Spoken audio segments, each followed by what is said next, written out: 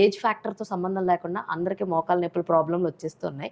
అసలు ఏ ఏజ్ వాళ్ళకి మోకాలు నొప్పులు వస్తాయి ఏంటి ఇది అంటే what you will say ma'am? అమ్మ, నేను డాక్టర్ చిరంజీవి. నేను first lady replacement surgeon in India. నేను first lady robotic surgeon across the world. మాకు పరికరాలు ఉన్నాయి కాబట్టి మేము నేర్చుకోవటం చేయటం అనేది జరుగుతుంది. ఇప్పుడు తను అడిగిన క్వశ్చన్ ఏంటంటే, మోకాళ్ళ నొప్పులు ఏ ఏజ్లో వస్తాయి? యంగర్ ఏజ్లో వచ్చే వాళ్ళకి ముందు మనం డిస్కస్ చేద్దాము. యంగర్ ఏజ్లో మోకాళ్ళ నొప్పులు రావటం అనేది కొంతమంది ఎక్కువగా స్టేర్ కేస్ క్లైంబింగ్ చేయటము, రిపీటెడ్గా బెండ్ అవ్వటము, కింద కూర్చోవటము, రిపీటెడ్గా కింద కూర్చోవటము అలాంటివి జరుగుతుంది అనమాట. అలాంటి యాక్టివిటీస్ చేసే వాళ్ళకి కొంచెం మజిల్ స్ట్రెంగ్త్ తక్కువ ఉన్న వాళ్ళకి, వీళ్ళకి టాల్ పీపుల్కి వీళ్ళకి కామన్గా వస్తుంది. వీళ్ళకి ఒక ఎక్స్రే తీసి వాళ్ళకి అబ్నార్మాలిటీస్ ఏమన్నా, అలైన్మెంట్ అబ్నార్మాలిటీస్ ఏమన్నా ఉన్నాయా అని చూసి దాంతో మేము ట్రీట్మెంట్ ఇస్తాం. యూజువల్గా ఏమీ ఉండవు. వాళ్ళకి మజిల్ స్ట్రెంగ్థనింగ్ ఎక్సర్సైజెస్ చేసి ఏ యాక్టివిటీస్ అయితే వాళ్ళకి పెయిన్ కలిగిస్తాయో ఆ యాక్టివిటీస్ని కొంచెం తగ్గించమని చెప్తాం అనమాట.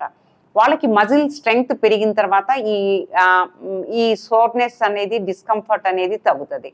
తర్వాత రెండోది ఏంటంటే, ఈ యంగరేజ్ గ్రూపు ఎప్పుడైనా పడటము, స్పోర్ట్స్ యాక్టివిటీలో ట్విస్ట్ చేసుకోవటము ఇలాంటివి చేస్తుంటారు. వాళ్ళకి యూజువల్గా internal derangement of knee joint. Internal derangement అంటే ఏంటంటే ACL, PCL, meniscus, lateral meniscus, medial meniscus, ligaments ఇవి డ్యామేజ్ అవుతాయన్నమాట. అవి డ్యామేజ్ అయినప్పుడు వెంటనే ఎంఆర్ఐ చేయము. ఒక 1 వీక్ ఆగి దానికి మంచి టాబ్లెట్స్ అవి ఇచ్చి రెస్ట్ ఇచ్చి ఎంఆర్ఐ చేసి అది ఏదైనా మెనిస్కస్ ఇంజరీ కానీ, ఏసీఎల్ ఇంజరీ కానీ, లిగమెంట్ ఇంజరీ ఉంటే దాన్ని సరైన ట్రీట్మెంట్ ఇస్తాం. అది ఏంటి? యంగరేజ్ గ్రూప్. ఇవి దెబ్బలు తగిలిన వాళ్ళకి. దెబ్బలు తగలని వాళ్ళకి, ఆడవాళ్ళకి, చిన్నపిల్లలకి 30 years లోపల ఎందుకు నీ పెయిన్స్ వస్తాయి అంటే, రొమటాయిడ్ ఆర్థరైటిస్ అనేది ఒక కండిషన్ అనమాట. అంటే కీళ్ళవాతం. మీకు ఈజీగా అర్థమయ్యేలాగా చెప్పాలంటే కీళ్ళవాతం. ఈ కీళ్ళవాతంలో 2 రకాలు ఉంటాయి. కీళ్ళవాతం పాజిటివ్ ఉండే వాళ్ళకి ఆర్ఏ ఫ్యాక్టరు, యాంటీసీసీపీ పాజిటివ్ ఉండే వాళ్ళు ఒకళ్ళు, ఆర్ఏ ఫ్యాక్టరు, యాంటీసీసీపీ నెగిటివ్ ఉండే వాళ్ళు ఒకళ్ళు అనమాట. Sero negative arthropathy, sero positive arthropathy అని 2 కండిషన్స్ ఉంటాయి.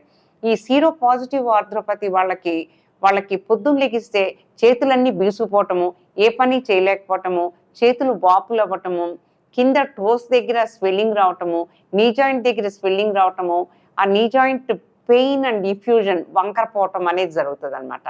ఇది సీరో పాజిటివ్ ఆర్థ్రోపతిలో ఉంటుంది. ఇది యంగర్ ఏజ్ గ్రూప్లో, మరీ యంగర్ ఏజ్ గ్రూప్లో 16 years కూడా వస్తుంది. దాన్ని జువెనైల్ రుమటాయిడ్ ఆర్థరైటిస్ అంటారు. అంటే 16 years కూడా వస్తుంది అనమాట. ఇది చాలా డేంజరస్ కండిషన్. ఇది పేరెంట్స్ వెంటనే ఐడెంటిఫై చేసి ఒక డాక్టర్ దగ్గరికి తీసుకెళ్ళి సరైన ఇన్వెస్టిగేషన్స్ చేసి ట్రీట్మెంట్ స్టార్ట్ చేయాలి. లేకపోతే వాళ్ళు మేజర్ సర్జరీస్లో ల్యాండ్ అవుతారు. చిన్నప్పుడే 25 yearsకి సర్జరీకి కూడా వచ్చేస్తారనమాట. చాలా క్రిపుల్డ్ ఉంటుంది, అస్సలు నడవలేరు. మోకాళ్ళు 2 బెండ్ అయిపోవటము, హిప్ బెండ్ అయిపోవటము, స్పైన్ దగ్గర బెండ్ అయిపోవటము, చాలా క్రిపుల్డ్గా చాలా బాధపడతారు. దాన్ని జువెనైల్ రుమటాయిడ్ ఆర్థరైటిస్ అంటారు. 30 years తర్వాత, 20 to 30 years తర్వాత వచ్చేది ఏంటంటే రెగ్యులర్ రుమటాయిడ్ ఆర్థరైటిస్ అనమాట. వీళ్ళకి కూడా జాయింట్స్ బిగుసుకుపోవటము, పొద్దున్న లెగిస్తే మార్నింగ్ స్టిఫ్నెస్ అనమాట. 3 hours దాకా వాళ్ళు పని చేయలేకపోవటము, ఏదైనా ట్యాప్ తిప్పాలన్నా, బ్రష్ చేసుకోవాలన్నా పాపం చాలా కష్టపడతారు. ఇది మార్నింగ్ స్టిఫ్నెస్ ఉండే వాళ్ళు కూడా వీళ్ళు వెంటనే ఒక డాక్టర్ దగ్గరికి వెళ్ళి, ఇప్పుడు డాక్టర్స్ ఈజీగా అవైలబుల్ ఉన్నారు, ఒక కార్పొరేట్కే రావాల్సిన అవసరం లేదు, ఏఎన్ఏ ప్రొఫైల్స్ ఉన్నాయి, మంచి డయాగ్నోస్టిక్ సెంటర్కి వెళ్ళి టెస్ట్ చేయించుకొని దాని రుమటాయిడ్ ఎంత ఉంది అనే దానిపైన డిసీజ్ మోడిఫైయింగ్ ఏజెంట్స్ ఇప్పుడు చాలా వచ్చినాయి. ఎడిల్మ్యాబ్ అనే ఇంజెక్షన్, అది చాలా బాగా పనిచేస్తుంది. ఎడిల్మాబ్ దాకా వెళ్ళక్కర్లేదు. హైడ్రాక్సిక్లోరోక్విన్ ఉంది, లెఫ్నమైడ్ ఉంది, తర్వాత ఇగ్లుటమైడ్ అనే డిసీజ్ మోడిఫైయింగ్ ఏజెంట్స్ ఉన్నాయి.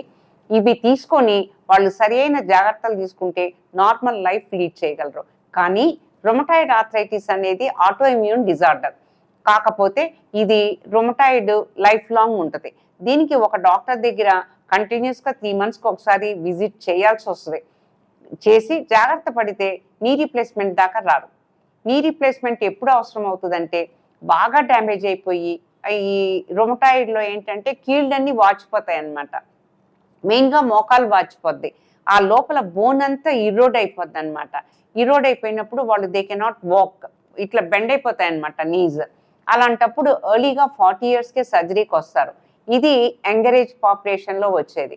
అదే 50 years 55 years దాటిన తర్వాత మోకాళ్ళ నొప్పులు అనేది అది ఆస్టియోఆర్థరైటిస్. ఈ ఆస్టియోఆర్థరైటిస్కి అంత భయపడాల్సిన అవసరం లేదు. ఈ ఆస్టియోఆర్థరైటిస్ ఇది జెనెటిక్ ప్రొఫైల్లో ఒక భాగం. అంటే మన పేరెంట్స్కి మన జీన్ ప్రొఫైల్స్లో ఈ ఆర్థరైటిక్ జీన్స్ అనేవి ఉంటే అది కనుక్కోవటం కష్టం. జెనెటిక్ ప్రొఫైల్లో ఉంటే వాళ్ళకి అరుగుదల అనేది వస్తుంది. అరుగుదల అనేది వస్తుంది.